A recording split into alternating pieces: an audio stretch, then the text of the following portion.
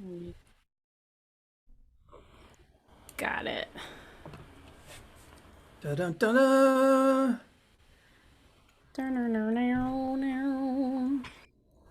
Welcome Here back we to are the again. Animist Arts Brady Bunch. Mutations, book club, everything jam up. Let's just start with a check-in because there's so little of us today. Yeah. Who wants to start? Oh, we got some people. Here we go. Who wants to start? We'll let people trickle in. My book and my notebook. I can Yeah, start. great. Hello. My check-in is that I am currently in New York and there's another flood warning, flood watch.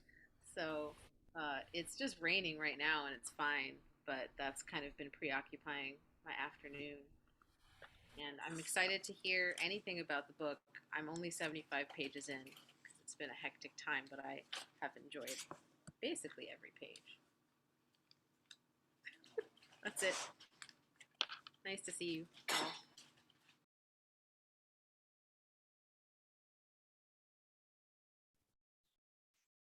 Yeah, for me, check-in is brief. I've been working on an essay all day, like I was doing last week, the week before. It's an essay that has not let me go, and it's getting closer to being finished.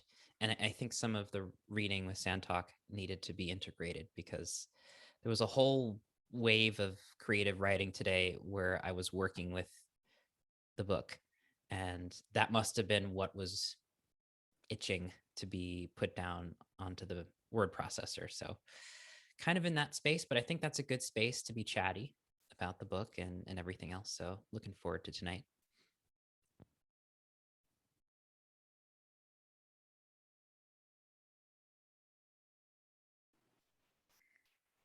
I'm feeling very kind of tender and tired today.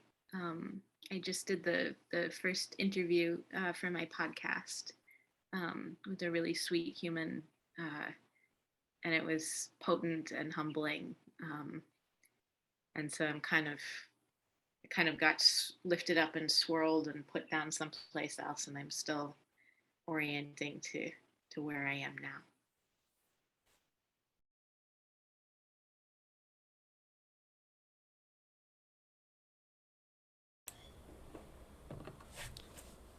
I'm here. It's Thursday. It's the equinox. Um, I'm full of like many contra in a Western mindset, full of many contradictory feelings. But really, it's just like I think it's regular life. I feel very full of like vinegar, kind of some anger, but also uh, feeling very glad about the random scents that keep coming through the yard, like people with lighting candles and like burning toast, I think.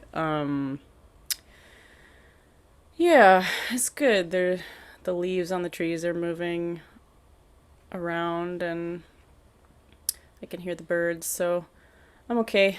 I'm full of a lot of different ingredients at the moment.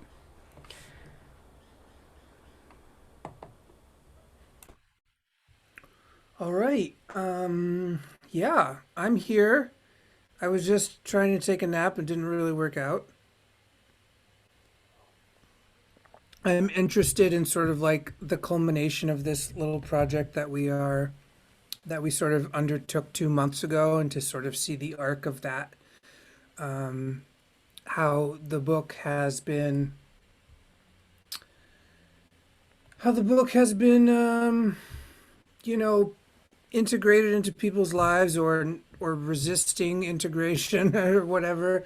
So and I like that it's a very intimate group of people who I all know personally. So that's nice. Yeah. So I guess the floor is really open. I don't care, Jazz, that you've only, read 75 pages, because in those 75 pages, something is probably already tickling you. So, that's, you can speak to that. Other people can speak to any part of the book, anything they've been trying to integrate. Jeremy, you can speak to sort of like your linguistic wrestling match today. Um, and we can just kind of, yarn about sort of this process of being engaged with this book for the last 2 months, in general. And yeah.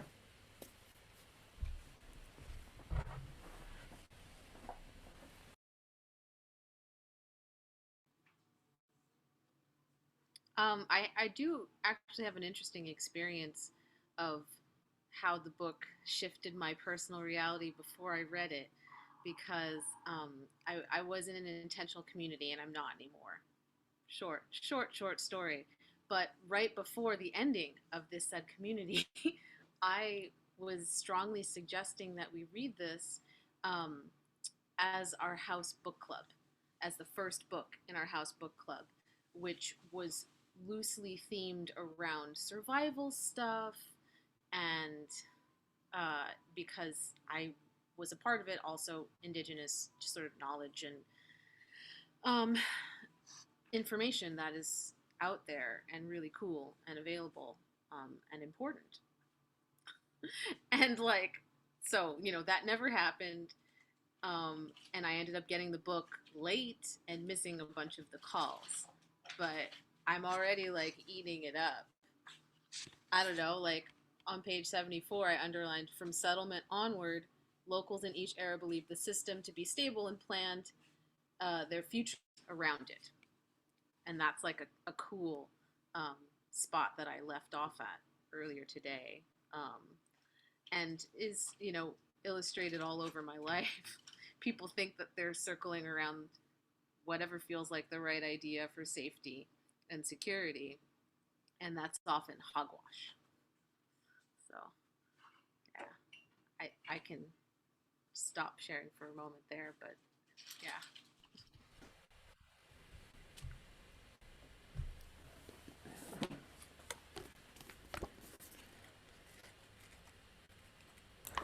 I want to ask a follow-up question to that, and Jazz, you can completely not answer it and not bring it in. But I'm curious, like having gone into the book and landing on some of what he talks about with like colonial notions of safety, and just mentioning the like awkward synchronous timing with the intentional community ending. Do you feel like, just curious, was is that notion of seeking safety, is that at all a part of what happened with that community?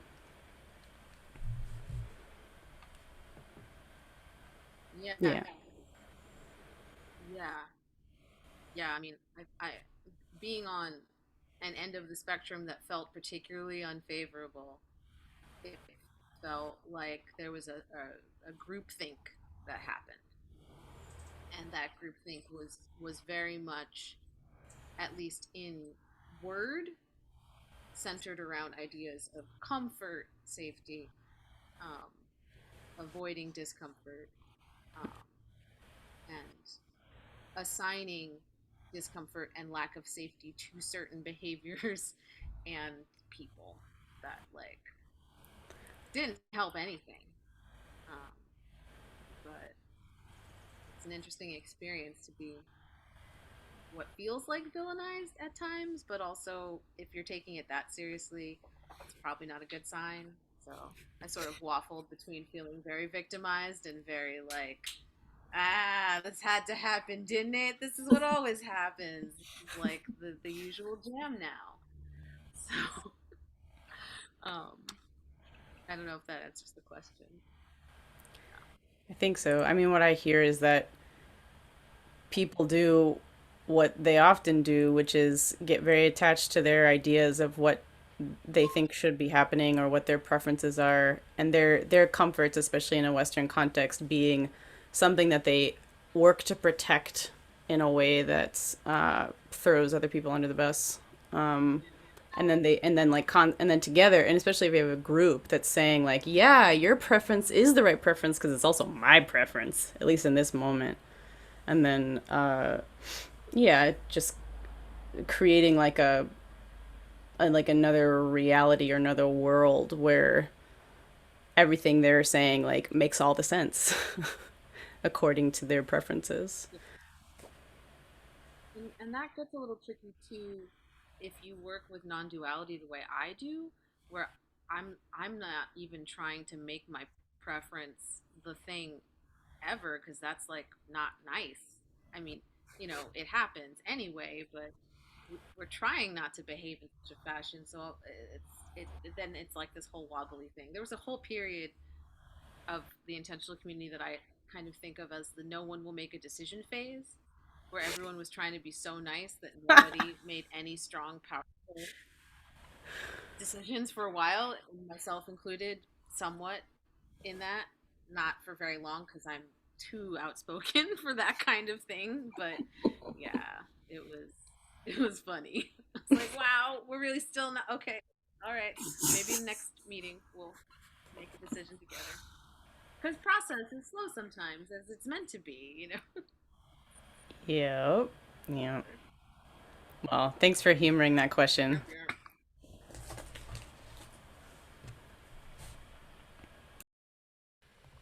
I had this fantasy that I never followed through on for this last call was that I was too tired to do it, but like I had this fantasy where I would secretly invite Tyson to the book club. Like it would be totally unannounced, but like whoever showed up would get like this have this like crazy podcast interview with Tyson Yunkaporta. And I think potentially, like maybe after all of these are like sent out into the world, I think it would be funny for like some of us to like co-interview Tyson. Like I think that would still be funny. But yeah, I just wonder sometimes like, you know, the book's been out for like a year and a half, right?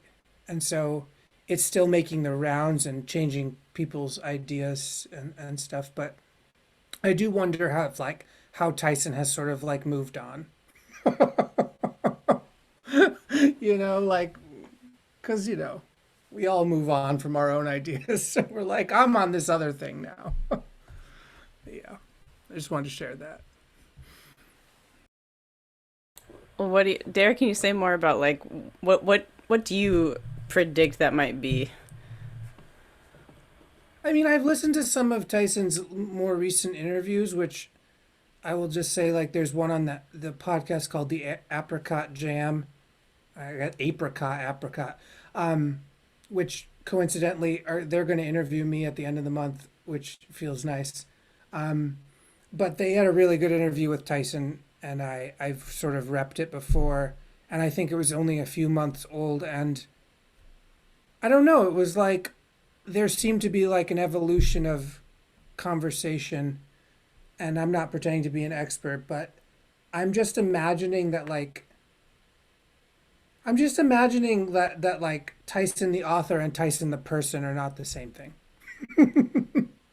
You know what I mean? Like like I think that might be accurate and good because I think that it's good to just be a person and not the character that you play. Um, yeah.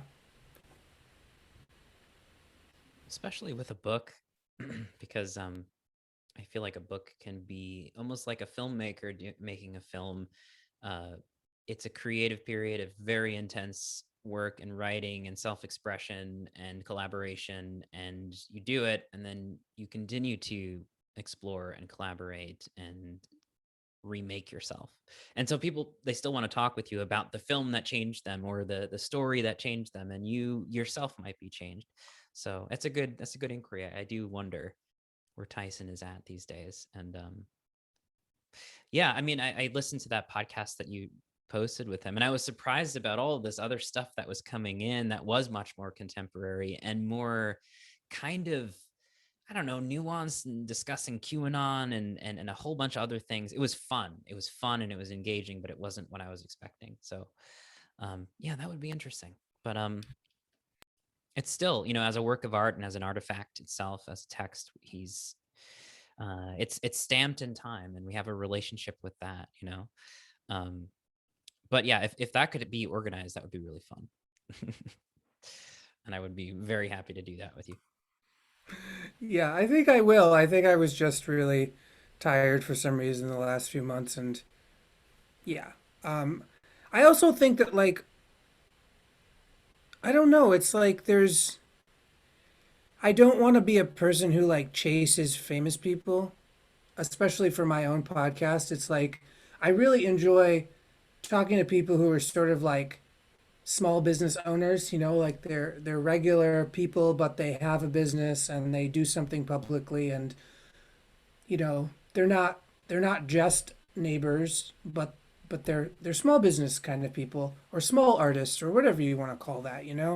And I enjoy giving those people time to talk. I thought you were howling at a police siren, and I just thought the space might like it. I'm sorry for interrupting you, dear. No, it's okay. I didn't know what it was, but yes. Okay. Yeah. Okay, I think we're done now. Nice. Yeah. Yeah, and also that just Tyson has been interviewed like a lot. And I'm also just like as a person who senses into fields and tries to sort of be cautious and careful, I might imagine that they sometimes are maybe like exhausted by the same kinds of questions, you know? And I think that by doing this book club together, one of my sort of goals was if I were to interview Tyson in the future, we kind of have exhausted a lot of the basic questions just by talking about them together and within a kind of smaller community before we sort of talk to the person who wrote the book. I don't know. This is some of my thoughts.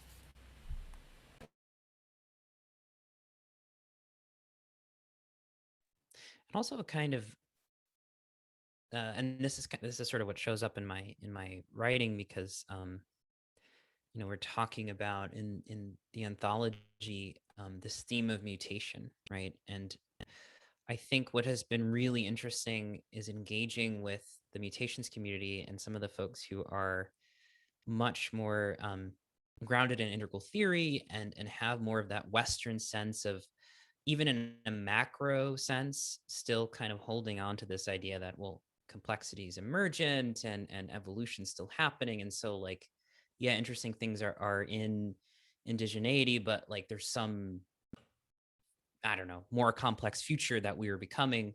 And this book has really challenged that, has really kind of scrambled the linear sense of, okay, what Tyson's saying doesn't really fit into this particular developmental map of unfoldment, because it looks like what Tyson's talking about is what we thought had to do more with the cutting edge post meta modern hyper complexity of whatever developmental map they might be using, second tier, etc. So that's really scrambled the linear sense of time.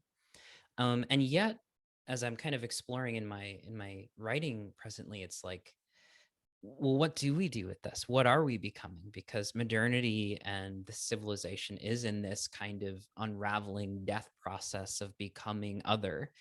And yeah, what comes of this? Well, there's still a mutational moment. There's still a mutational urgency, in which it's an unthinkable future, in the sense of modernity is not going to continue, and indigenous lifeways and practices and complexity certainly need to become more present, and by necessity of this crisis are becoming, um, uh, having a sense of gravity and realism that all of the abstractions no longer have and continue to no longer have. They're emptying out.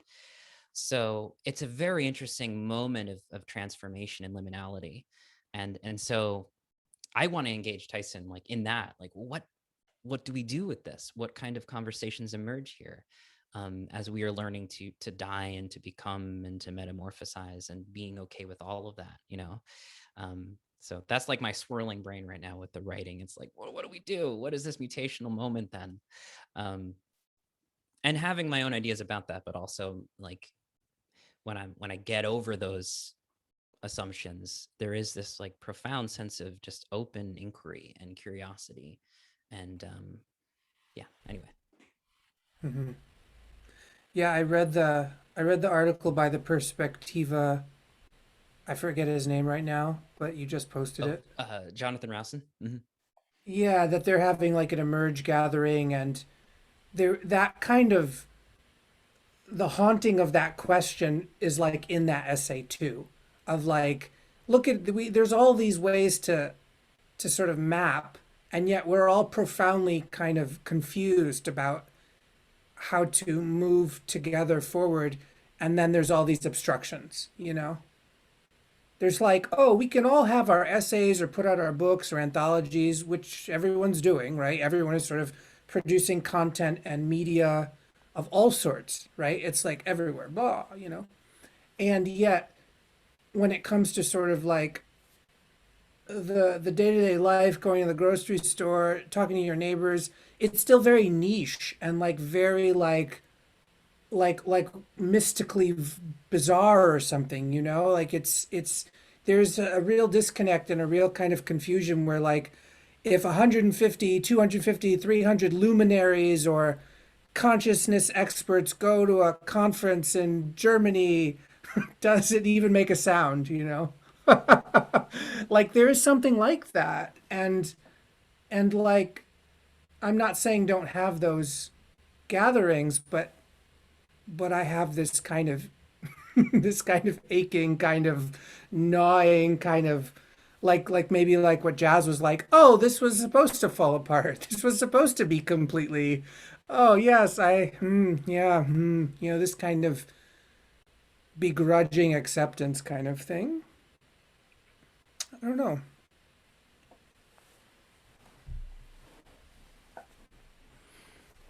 Well, it's like sometimes you can think of it as the familiarity and the falling apart, or the inevitability of the entropy,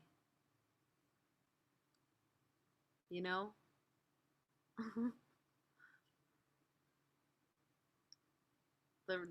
The begrudging part is just silly resistance because I can be very cranky. And I've also like just finished my cycle barely. So it's not the best time for white fuckery at all.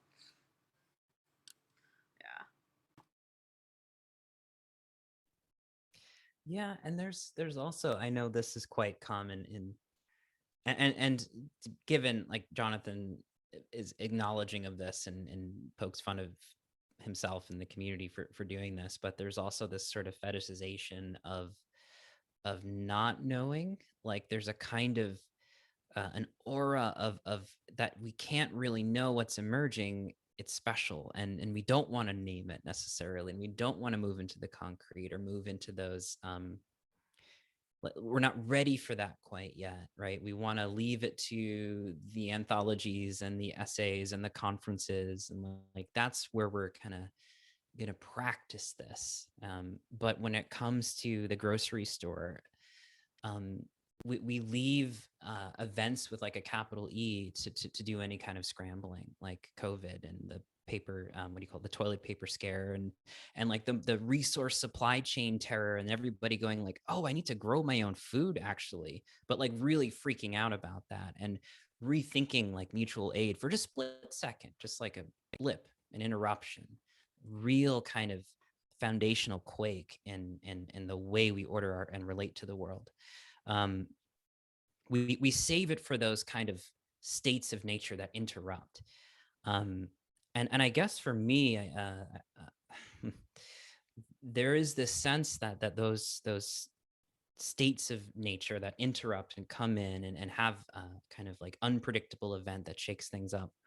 Uh, those are a reflection of something that's also in us, right? That's also that mutational urgency.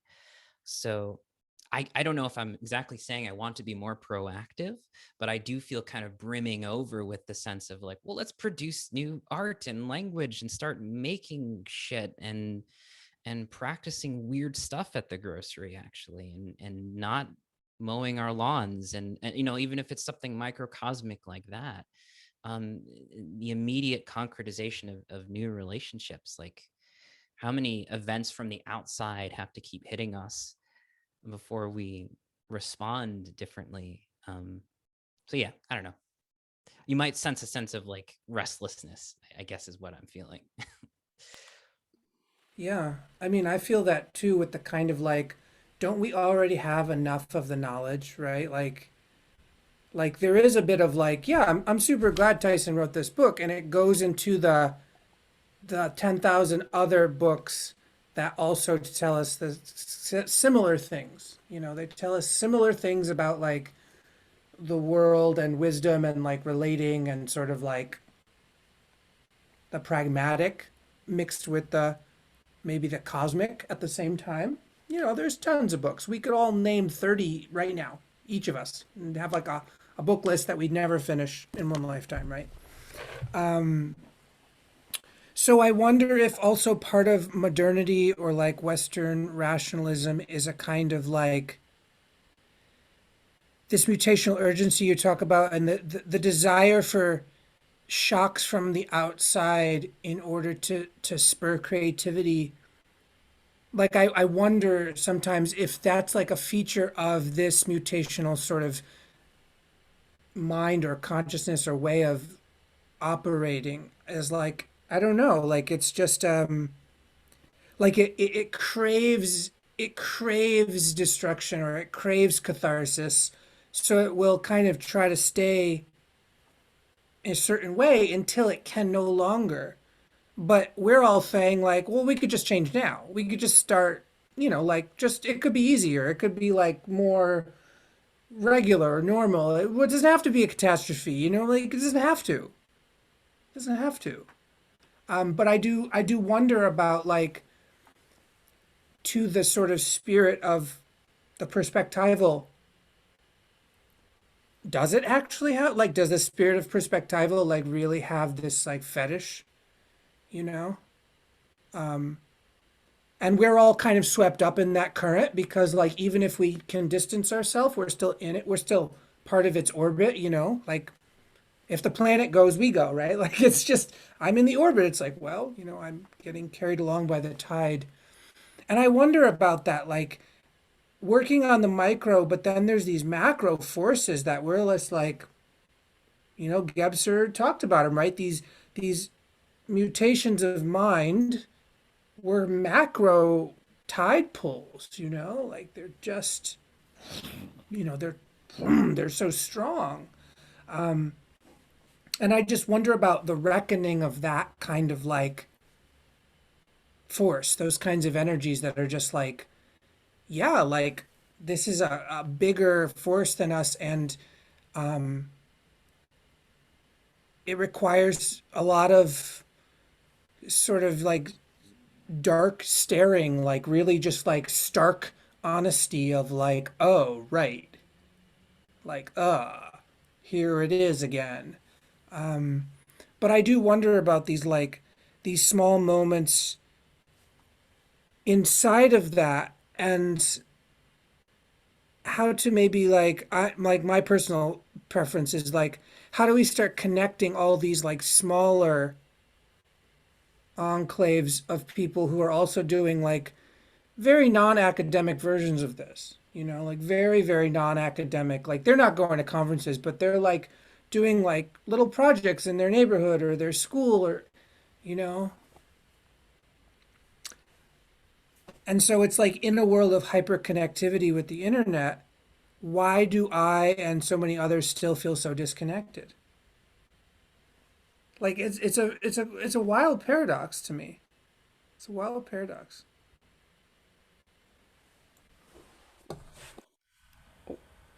Um, yeah, I want to go fishing a little bit with some of this because I can feel the like we're in this very familiar territory, at least for me, where there's this feeling of restlessness or urgency around the like doing and the practical world and the being, basically bringing the spiritual experience like into the very practical world, which I think Tyson talks about in Kinship Mind, maybe. Right. So there's this question of urgency, and a kind of like for a lot of us a blank like what? Uh, and then I also hear this like the also the I don't know if it's a struggle exactly or just like a kind of question how to relate to those outside interruptions or those forces that are like working us all the time. And something that came up for me is like don't skip the part where like whatever is shaping you is shaping you. Like let it shape you all the way down. Let it shape you all the way into the center. Let it shape all the way through all of the cells. Like don't jump right away into what do you do. Like take if that moment is really opening for you where you're like, oh fuck, you know, like try to get in there as much as you can. And then once it's like really gone all the way through, then the next step is like right there for you. Then the next thing to do starts to show up, and it feels very natural, and it's like it actually didn't take much thinking. It didn't take much like ruminating and stirring around and fretting about it. It's just presented, or your body now knows what to go toward, what to move toward in order to do that next thing, including something extremely practical, like creating I've thought about creating like an email list or having a party with my neighbors who have lived in this complex for the last several years, and I've talked to people about it, but I've never actually done it. And one question I have before we even get to the like what do you actually do that's specific, I'm curious for everybody here, can you feel the like what is the gap for you, or what is the sensation in relationship to like we have enough knowledge, we have plenty of knowledge to make interesting choices and new choices. What is it that is feeling difficult? Like why am I not just like creating an email list for my neighbors where we can like share resources? Like what is going on, right? And I'm asking that to you all, but I'm also asking the field, and I'm asking the like all the spirits that are here, like what the fuck is that? We don't have to have answers, but maybe just feeling it for a moment and like not wiggling away from it.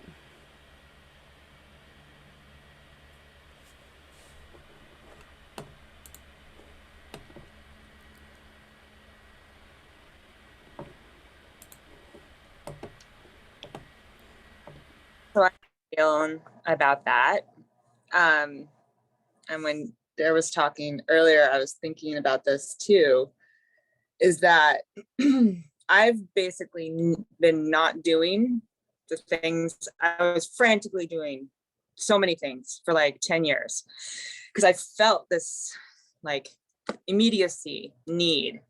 And I've done a lot of work to sit with that need to produce. And for me, it came from external expectations in a colonized mind. Like I know that that's where I'm being pushed from, combined with the like heart feel and gut feel that there's things that are going wrong. And so that judgment, along with this conditioning, made me force myself to come up with all these ideas when the ecology that I was living in was not ready.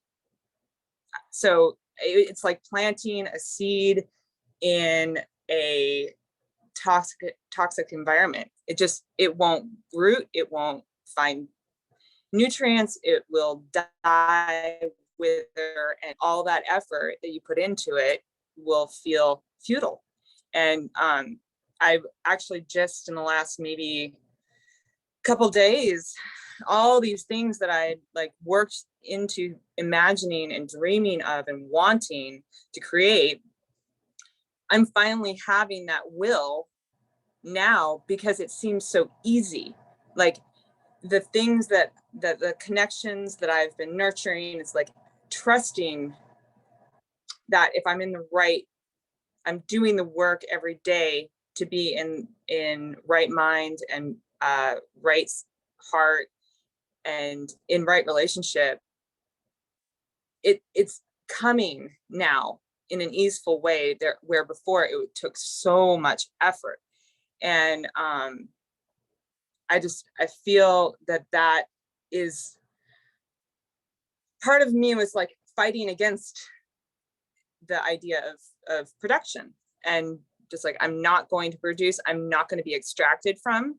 That was the other thing, is that a lot of my work before was taken and twisted and done horrible things with. And I was like, I'm just going to keep this rich environment that is my internal and also very connected to my ancestors and like my team.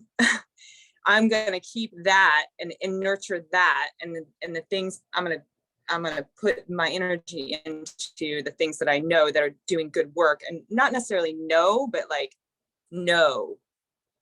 And but that took a lot of time to get to that point of like knowing what that knowing is. It's by rejecting a lot of things that were being told to me that I need to do these things that because they were the right thing to do by external sources. And so yeah.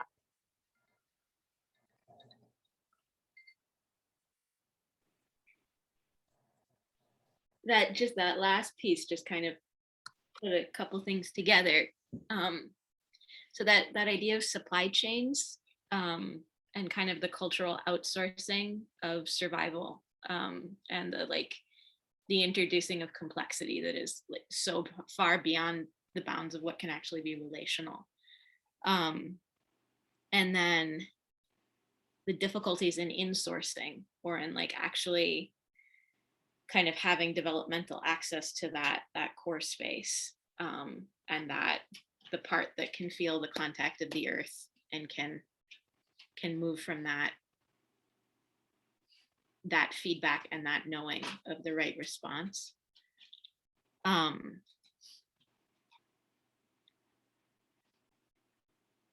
I think it, like today, really similar themes came up on the podcast call today, around like the dissonance between more kind of spiritual, magical, academic, not quite connected, but like spaces that are more up here, and then the people who are doing mutual aid and community work, and the lack of practice and skill around that kind of micro relating, and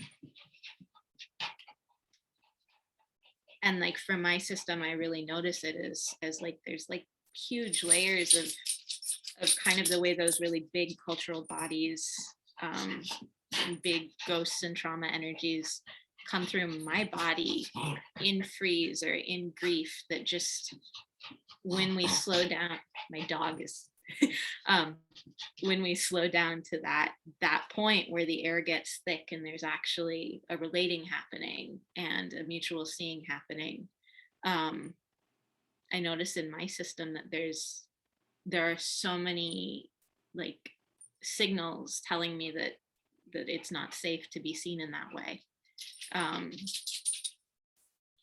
So I don't know, and I guess the one other weaving, which it feels infused in sand talk, and then kind of how it filters out into into my my beingness,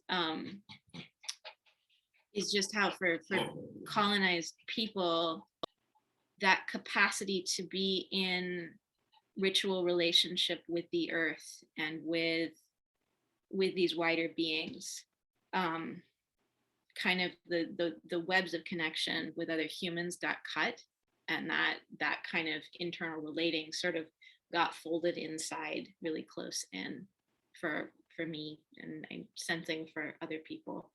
And so now there's like this like really awkward process of like restitching, you know, or finding like what does it mean for my like my deep sense of the sacred in a really practical way of sitting with the turtles every day. um like what does that mean when that like touches another human and and their connections, and it's like how to kind of regrow a situated ecology of these ritual encounters.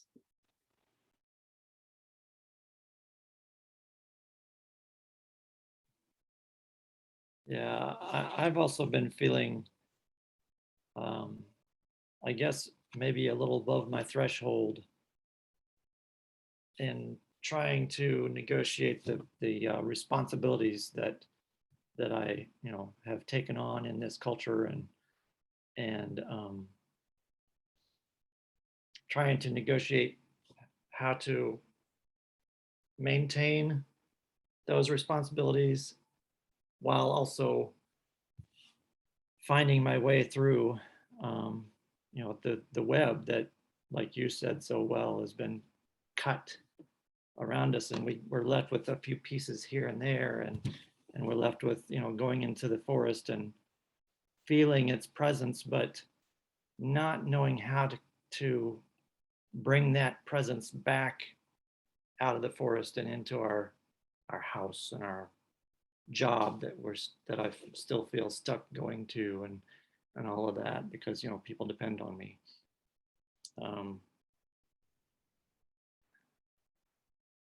And I've, you know, I've got my a few years ago I was writing poetry like every single day, and it felt great. And then you know, I felt more connected, and I felt more alive, and I felt capable of taking on another responsibility when my mom really needed not to be on her own anymore. So I did that, and now I'm back in this position of, oh, I've got to keep working. I've got to do this stuff so there's a house and a home and food and care for this other person. So I haven't written in a couple of years, and it doesn't feel good. It feels like I'm stuck. So yeah.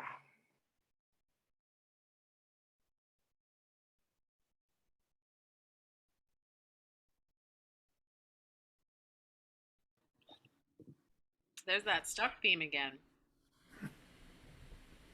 And it's like there isn't one answer to that question that was posed, by Larissa earlier. But maybe like a piece of the answer is the spell of modernity that tells us all these things and tells us what the priority of these things are. I was hugely saddened that there wasn't like a general global strike during the pandemic last year, but it also like didn't lead a mission for that. I did some things that I thought, helped in some way, but that's not the same. And I'm wondering if it'll happen again too this year. I heard, didn't have to look for it, heard in the ether, general strike October for the United States, right? And that could be an interesting moment of reprioritizing. Um, Certainly, more people are working than need to in this country by a long shot. Everyone's not everyone, but there's a sort of worry of automation that is in the world and in America. Like, what do we do when robots can do most of our jobs? But like, actually, we've already lost a lot of jobs already. Many of the ones that are sort of tagged in with that conversation of automation. So I don't know. We don't need to work as much, and all of us don't need to. So maybe that could change things. What if there was a subsidized sort of thing for homeowners who are caring for people, but was real, not like whatever is on the taxes? Because like there is a kickback. I think most of us have done our taxes now. We know how that works with dependents, family members, and all that kind of stuff. But it doesn't actually help. Like it doesn't support the the things that go into um, helping community, whether that's your family or chosen community, or whatever. So interesting. What is stopping us? Yeah. I mean, I think there's a double bind enmeshed in how we've been taught to define relationships in general.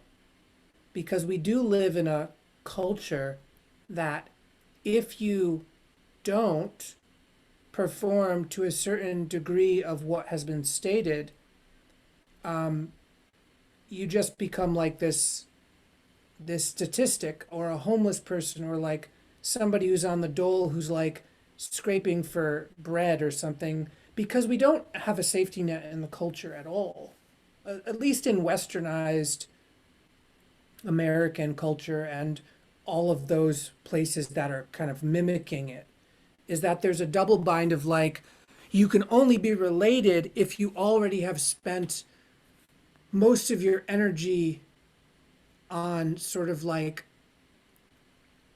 gathering enough to pay these bills so that other people can become very wealthy. And then with your very limited amount of time, now you can have relationships in which you're generous and supportive and stable. But we all know that that's backwards, because it's like, that's not how indigenous cultures function, because that isn't sustainable. So we kind of have this double bind of like sustainability. Like how we live isn't actually sustainable. Not for our emotional health, not for our not for our relational health, not for community health, like it's actually too much labor actually. Whereas like hunter-gatherer societies are doing some very inverse percentage of labor and a lot more time sharing and doing like cultural remediation stuff, like singing, dancing, taking care of kids, uh, all of the stuff that we call leisure, which isn't actually leisure, because that's another part of the spell, is like saying that the things that people are doing when they're not working in a certain way is leisure, but is actually like the only way you can have a culture at all. So we're very much, and I think that essay that I was mentioning before talks about this, like the obstruction of like they said something like, oh, like technology, the speed of technology is exponential, but the speed of like politics is like very, very, very, very slow. So the political sort of double bind, that we've all sort of outsourced our government to people who are like deeply greedy and deeply afraid. And we've built a society around this. And then we all, like, the ideas are out there, the knowledge is out there, the way of living is out there, but we become prevented by a kind of carceral statehood in which, like, I would love to see a general strike. And the reason we don't do that is because people don't want to be homeless.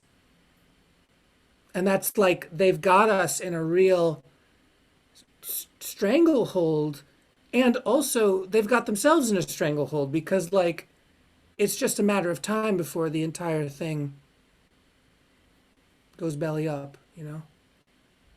But again, why wait for the belly up? And that's the other thing. It's like, again, it's like, why wait for the supreme disaster? And yet, that's the thing that keeps me sort of in a kind of loop of like, I know that I'm doing the best I can, but I also know that individual merit is not the way. It's like individual merit's great, but it's not collective merit, right? Collective merit can produce so much more. Alliances, right? Alliances can produce so much more than even a few rich people could, because alliances are sort of human, right? And I come back to this kind of thing of like, we've done a really good job of like modernity has done a really good job of sowing a kind of anticipation of betrayal so well that we find it very hard to make alliances. So then we're waiting for this like crazy meteoric event so that we can finally make alliances, you know? Like this is the kind of skit that plays out in my head. It's like I'm afraid of you, but then the volcano erupts and like I can't worry about being afraid of you, you know? Like I actually go, oh well, you know, I just have to do it anyway, you know. I'm playing with that in myself, the kind of like, why is it that upon a natural disaster or a really big shocking event, suddenly our fears are we just can't obey, we can't like listen to them as much as we, you know, like we can't really go, oh my hesitancy, you know. It's like, well, the sky is falling, who cares? So I do wonder about that for personally, like that's the kind of reflective loop that I'm kind of still inside of. Yeah. I really feel that. There are so many reflective loops all the time. Like I also feel like another question of why wait is like what more do we need to see, which is what you were really just, describing, Dare. Like what's going on at whatever border with Haitian refugees, for example. I'm like, to anyone who is like Biden was the better choice. And that's like such a one sliver of the whole thing to point at. Like we're not going to talk politics. I'm not like trying to talk about Biden or Republicans or any of that, but also they're like whipping my people at the border and nobody cares. And there was like just an earthquake or a hurricane or both. You know, where's the National Guard? Oh, they were busy when there were protests last year, but not right now. Those are some loops for me. Yeah, there's I'm thinking a little bit of swirl of things, but mostly this sense that's come up in my writing and conversations with why aren't we changing? What's the inertia about? Um, the environmental point that I think Lee was making earlier is extremely important in that, if we are situated in an environment that is extremely toxic or is constantly encouraging us to be skeptical of each other and remain atomized, it's very difficult to grow something else and grow something new. And we don't really, we think like, okay, well, I have a new worldview, I have a new idea, I've read these books. And like, sure, as a little unit, maybe you have a little seed, but that seed is in relationship to an environment that is very corrosive to its growth. And so, yeah, in some ways we reify the material and the economic too much.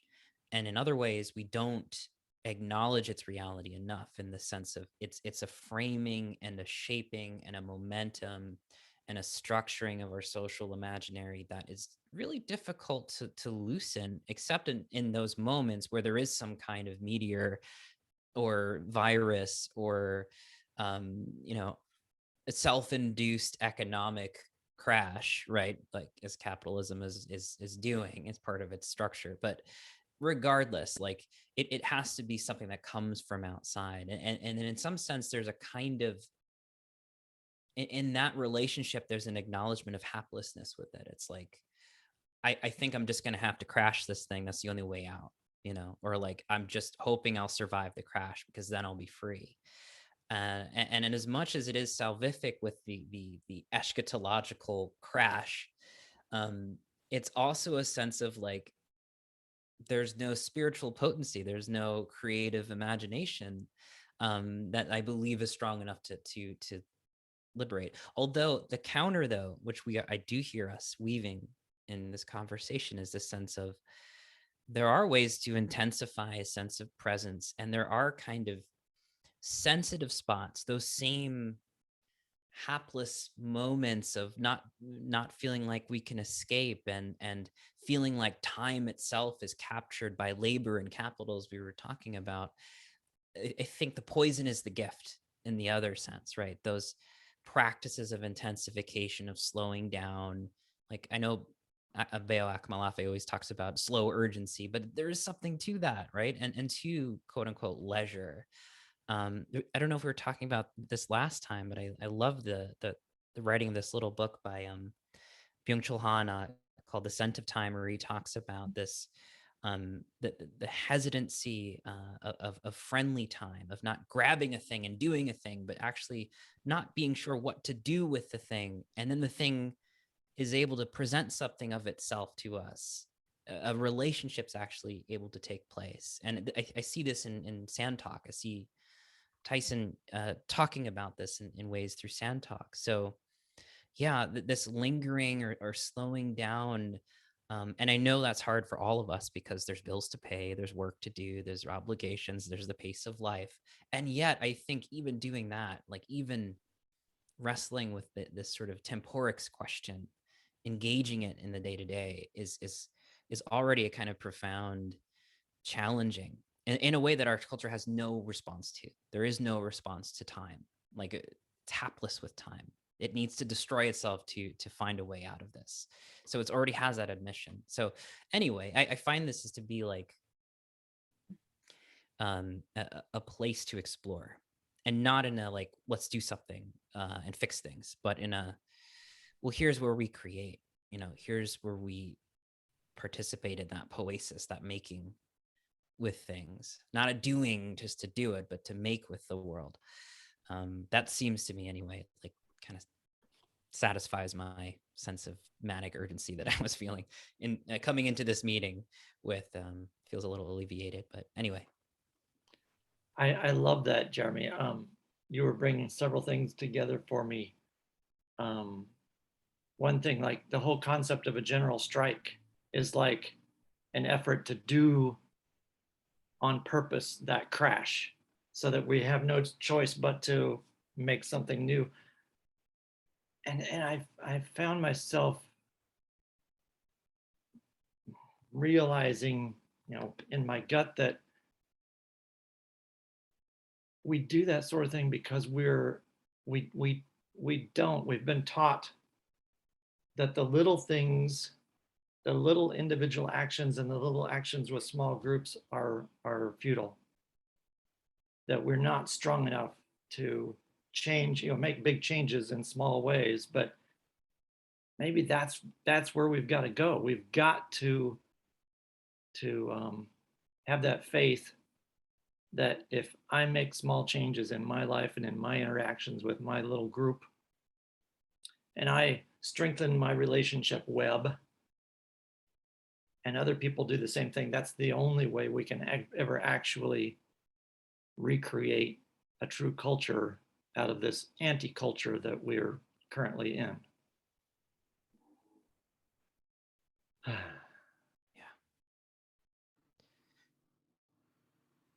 So that is pretty, I have felt the futility and also the power of those little relationships, like the judgment of that, and then realizing, I'm not doing enough. There's all this that is happening, and realizing that that is very individualistic and egoistic. Like I have to, and I think that is so profound what you just said, Keith, about a relational web, and realizing that it's not. And I think about this as across time. Like, I don't know what is going to happen in the future. I know that what I do now, impacting the people around me and doing it in right relationship, I can't judge it, but I know that I can do the best of what I have been given. And I truly believe that there is no like hierarchy of like better or worse beings.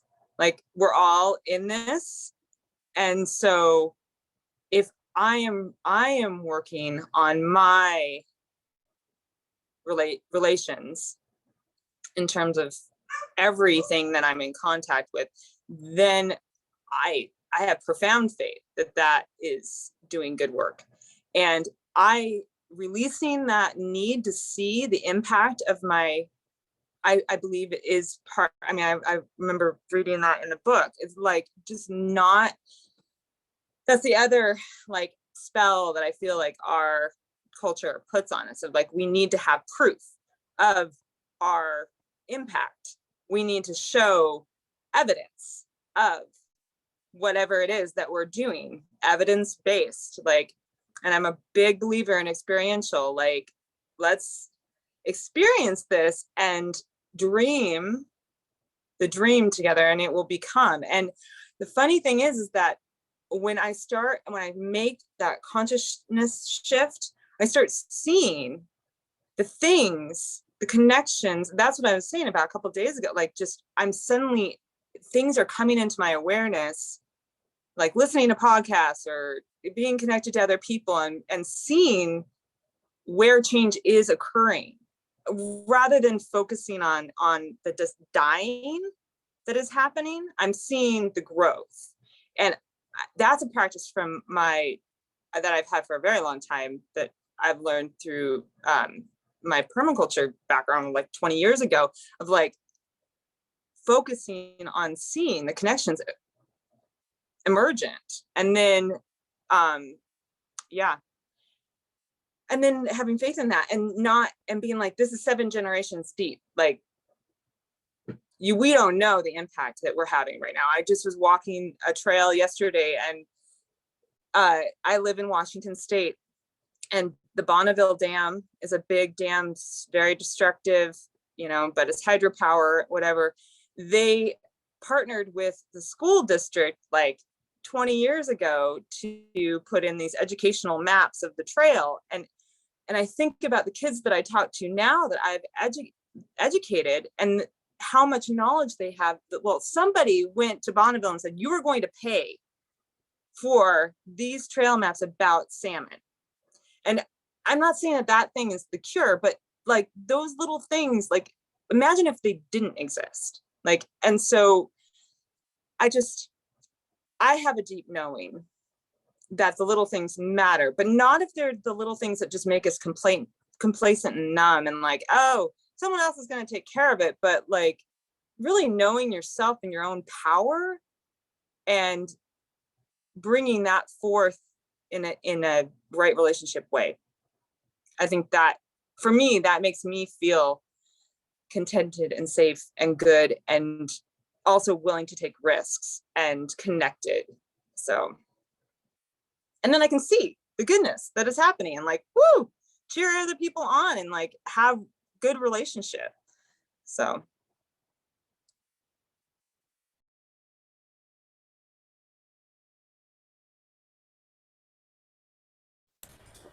I have something, but Shantae, are you going? Go first. I'm still listening. I want to drop another option in, and it's not an option that cancels out any other options. And I do think it's a version of some of what not just Tyson, but many people have talked about, or at least it's an impression that I get from reading a lot of particularly Indigenous eldership work, or being around it in person. And it's also a dash of Death Clown, so I'll just like name that too. In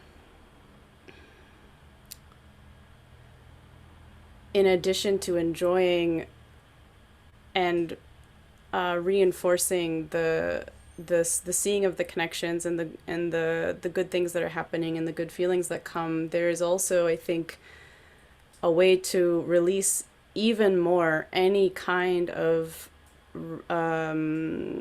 dependency on saviorism by leaning into what I think you were also saying, Lee, which is like, what if I actually didn't need to see the result, and what if actually there isn't one, and there isn't any guaranteed result at all, and like, 200 years from now things really are much, much, much worse, or I don't know. But holding the reality of that, and like killing hope or idealism that actually is actually fear at its core, right? It's fear that we're calling hope, or it's anxiety that we're calling idealism, because there's like a belief in here that I do think comes from colonialism, which is that in order for me to continue, I have to know that things are going to get better. I have to know that things are going to get better. That's the only way I'm going to agree to participate and do what I need to do. And I think we can kill that. I think we can let that die even more. What if absolutely nothing was guaranteed, which is the reality anyway? What am I going to do? What do I want to do if like 90 days from now Portland finally has its like most horrible earthquake that it's supposed to have, and things are totally completely shifted? What am I going to do now? How does that free up my system potentially to be even more brave and weird and authentic in what I choose to do, like every single day? There's a real release that I experience when I'm letting those like idealisms and hopes just kind of die. And again, the ones that are just they're kind of pretending to be hope, but I'm pretty sure they're actually fear. Yeah, don't let your creative participation and your longing and all the gifts and potential that you have as a living incarnated organism, don't let them be dependent on whether or not the world ends as you know it.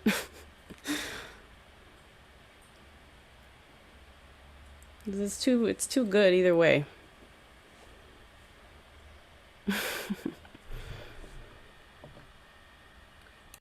Yeah, like Jeremy was like talking earlier about Byung-Chul Han and this friendly time, but I think there is a kind of friendly time that is really like sacred time, which is like the only time you have is now, and that's also all time, right? It's like it's a moment where like all potential and no potential exist because you're in a sacred moment, and everyone has a sense of what that feels like, and it isn't necessarily dogmatic, right? It's not like the sacred is only this or only that, but it's a kind of way of engaging or participating. I think is maybe more accurate. I think it's a way of participating with time, and then that way of participation turns time into like the quality of what we would call sacredness, right? So in a sense, sacredness exists only by our participation with that potential, which includes like, well, I might die tomorrow, so I'm really gonna, open up into the reality that like this isn't gonna last forever, and so suddenly the sacred sort of emerges into our perception, right? In which it was always there, because we know that, right? We know that like the sacred is always available, and yet there's something about us. So the responsibility on humans, there's something about us that turns the light switch on and off. Oh, it's sacred. No, it's not sacred anymore. Like, oh, it's sacred. And I just wonder if a real, you know, if a real way to sort of recognize, yes, there's fears and there's anxieties and there's all this stuckness, is like, how do we all start to really dedicate? And no one else can choose this for us, right? Like no one can be like, oh, it's now time to do the sacred thing or whatever. But a real sort of an inner dedication, and then an outward participation that allows even our most mundane actions to sort of have that friendly time, sacred time quality, right? And then from there, some kind of confidence, faith, momentum might grow because we're doing that together and not just on our own, right? Like bringing the point that Shantae was talking about. It's like, it's easy to do it alone in the forest.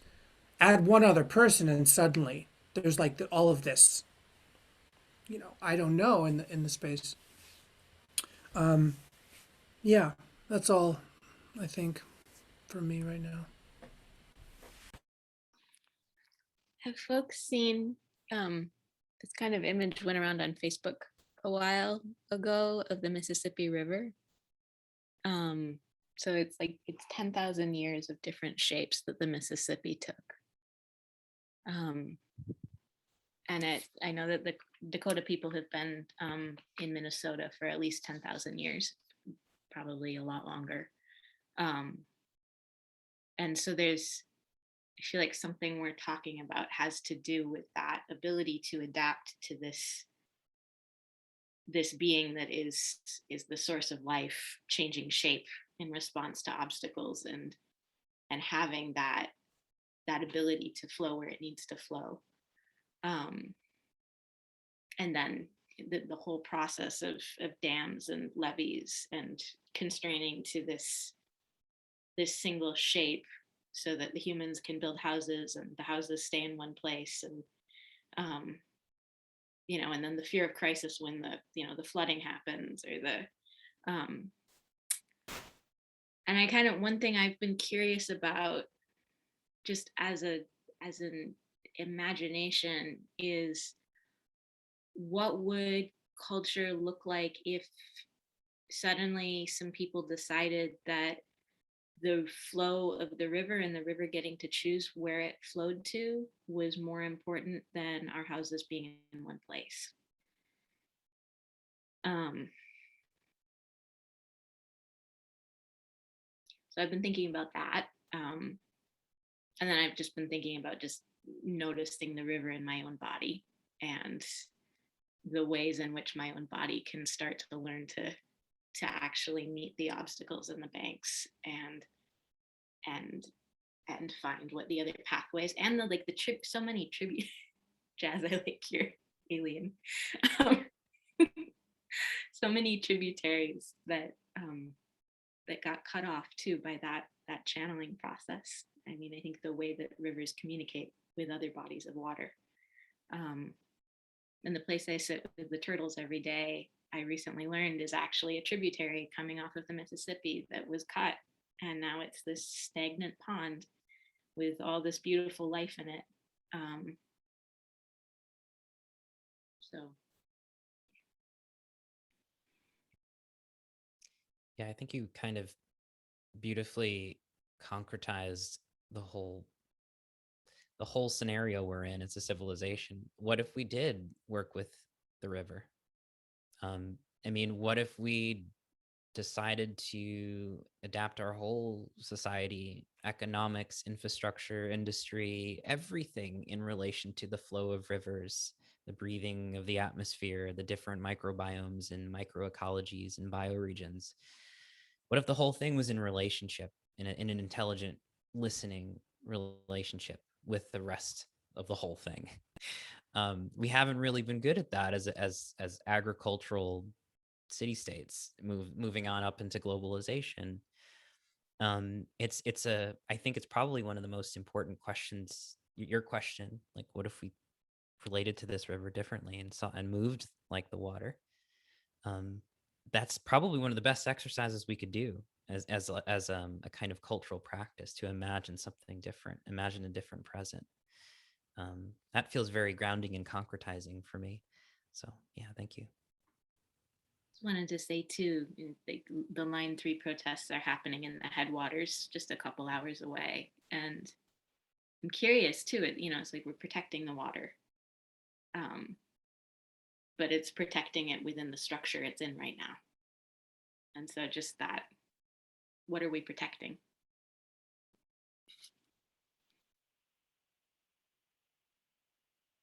There we go again, trying to protect something. Being the savior, being the colonizer. Even when we're trying to protect what we've already destroyed or been destroying, we're still trying to protect instead of just allowing and doing that death practice, doing that sinking into the beingness of of allowing life and death and time and flow to all happen around us. Just talking about that seems subversive in this culture. We have to constantly within ourselves say, no, it's okay. It's okay to, think about allowing the river to do what it wants to do. Um,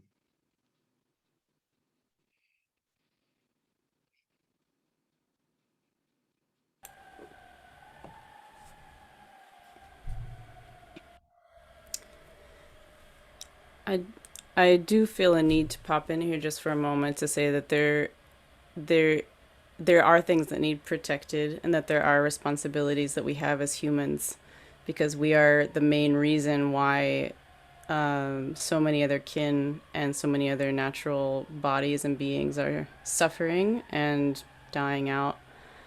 And I think it's very possible to, you just kind of have to watch it, right? You have to watch the impulse. You have to both you have to always center the sacred relationship that you have with that river, like agreeing to love it even if you don't win, the whatever like local fight is happening around the water and the waterways and pollution or damming or whatever it is.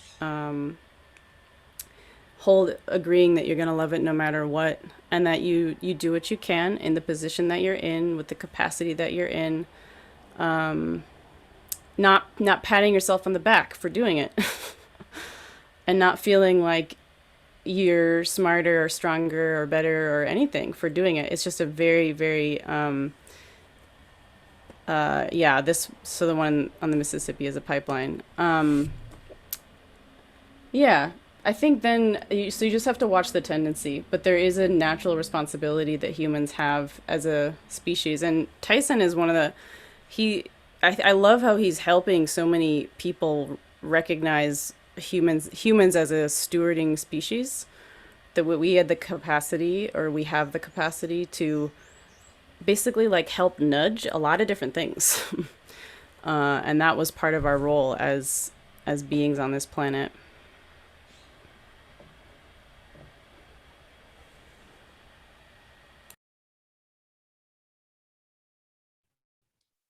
Yeah, that's making me think of a lot of the scholarship coming out of anthropology and archaeology about the Paleolithic period and everything we're learning about, like that little micro ice age that happened during the period of early colonization in the United States, where essentially the Native American genocide catalyzed an ice age because the forests were being cultivated through controlled burns.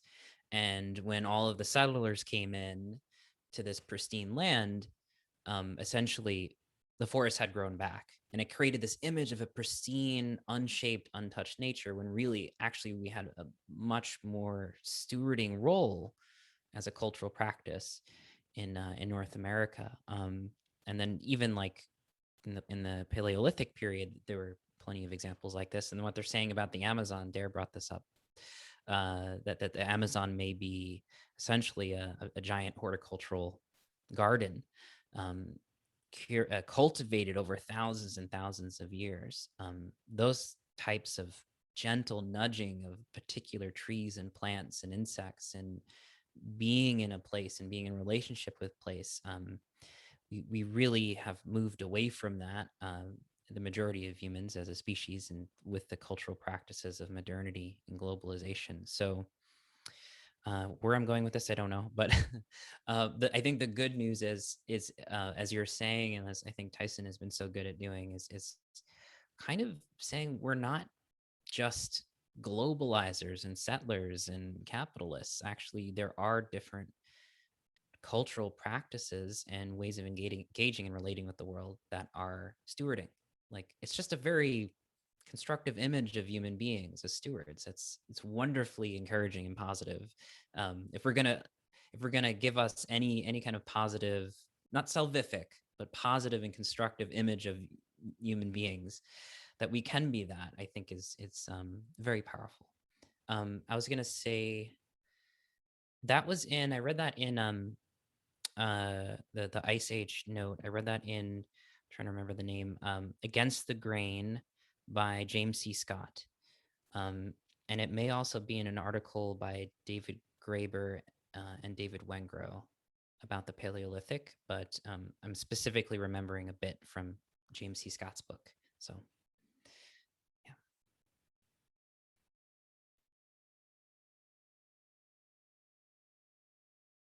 yeah.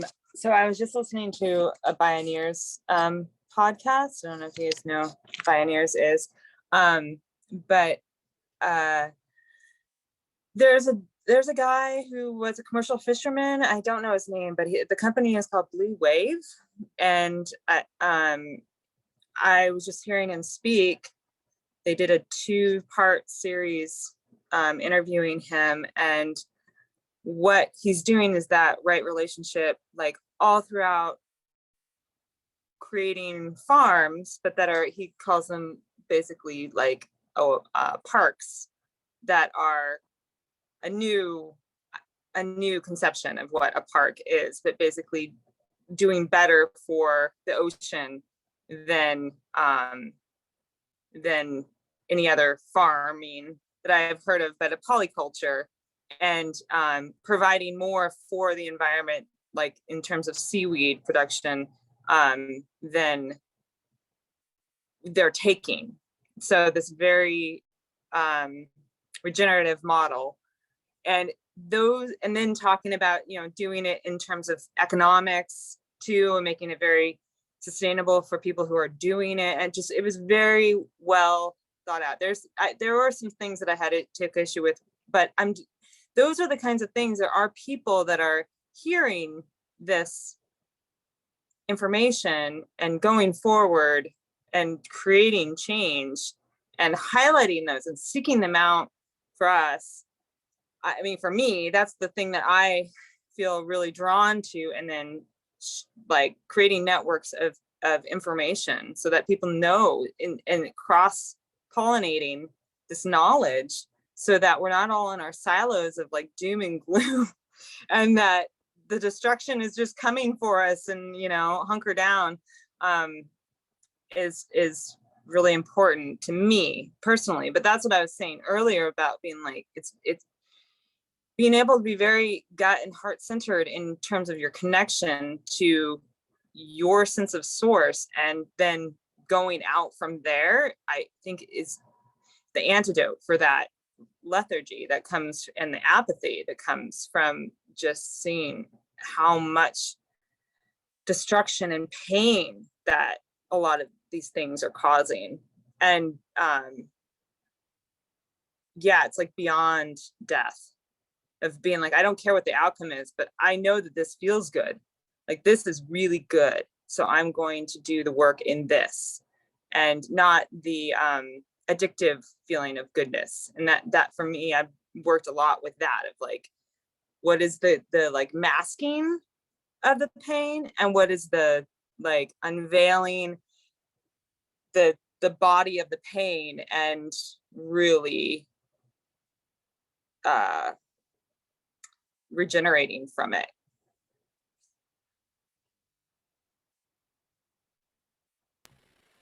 Yeah, that's it.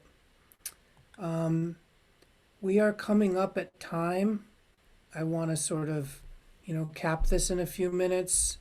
Does anyone have anything else they want to say to sort of close us out? Is there any sort of maybe like to be continueds that we want to sort of just put here in the end of this recording?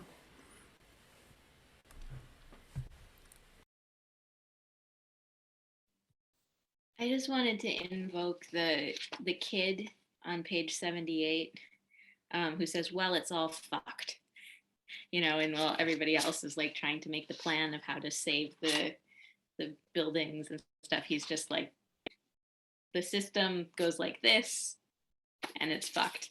And just the possibilities that are there in that kind of perception, that while some things are fucked, other things are still present.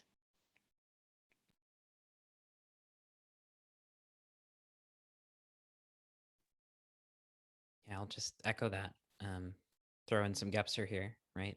The future is present and it's shaping us in the present. So that means that the future is not an abstract idea, projection. It's a relationship, just like we've been talking about being in relationship with the living world. So how do we be present enough to be in an intelligent relationship with the future? Right, like how do we steward and be like how do we have a custodial relationship with time, also as land and land as time.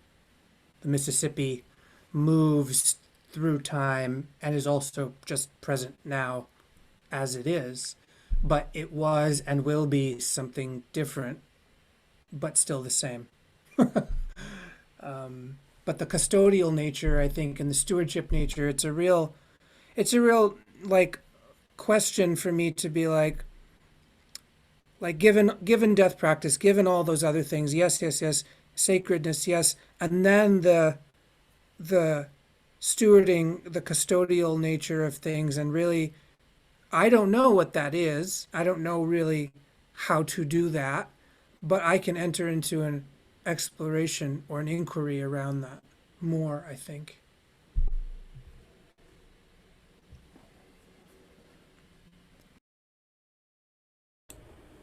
And what if you had the rest of your life to do that? And what if it was the focus was that simple? Just holding that question, what's the next step? How do I bridge the gap? But really feeling the extension of time or the fullness of time around that one thing.